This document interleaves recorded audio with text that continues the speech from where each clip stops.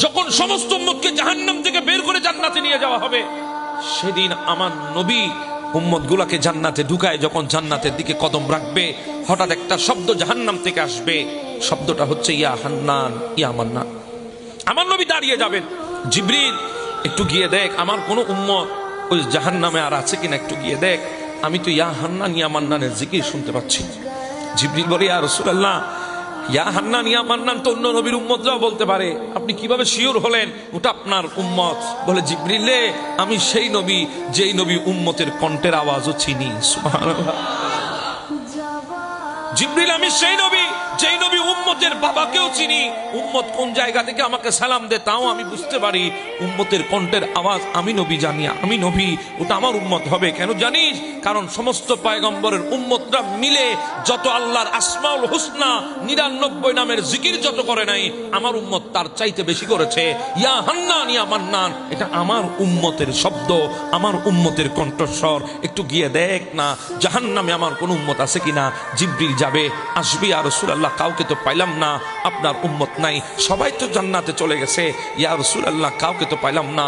আমার নবী মনে মনে চিন্তা করে, হয়তো আমি ভুল শুনেছি। আরেক কদম দিলেন, আবার সেই শব্দ ইয়া হান্নান ইয়া মান্নান। আমার নবী দাঁড় হয়ে গেছে। আল্লাহ তুমি বলো না জিবরিলকে সে গিয়ে একটু ভালো করে দেখার জন্যে। আল্লাহ বলে, এবার জিবরিল জানা, আমার নবী তো সরবে না, সরবে না, আমি জানি সরবে না, কারণ উম্মতের জন্য দিওয়ানা। যেই নবীকে মাকামে মাহমুদ দিয়েছি, মাকামে মাহমুদে উঠে নাই শুধু উম্মতের জন্য।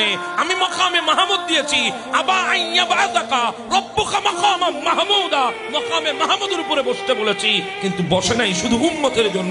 সেই নবী জান্নাতেও যাবে না যদি উম্মতকে যদি না পায়। যা একটু গিয়ে দেখ। জিবরিল আবার যাবে, আবার বের হয়ে আসবে, ইয়া রাসূলুল্লাহ লিস্টি বরাবর তো সবাইকে নিয়ে এসেছি, লিস্টের মধ্যে তার কেউ খালি নাই, মনে হয় আপনার উম্মত নয় সে, আপনি চলে যান জান্নাতে। আমার নবী আবার কদম দেবে, আবার শব্দ আসবে, আবার যখন শব্দ আসবে আমার নবী দাঁড়িয়ে যাবে। আল্লাহ, জিবরিল কি ভালো করে দেখবে নাকি আমি নবী জাহান্নামের দিকে রওনা করব? আল্লাহ বলে, ইয়া রাসূলুল্লাহ যাবেন না। বলে, কেন?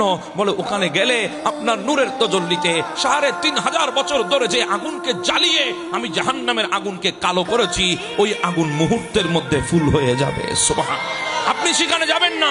জিবরিল যা একটু ভালো করে দেখ, না পাওয়া পর্যন্ত আসবি না।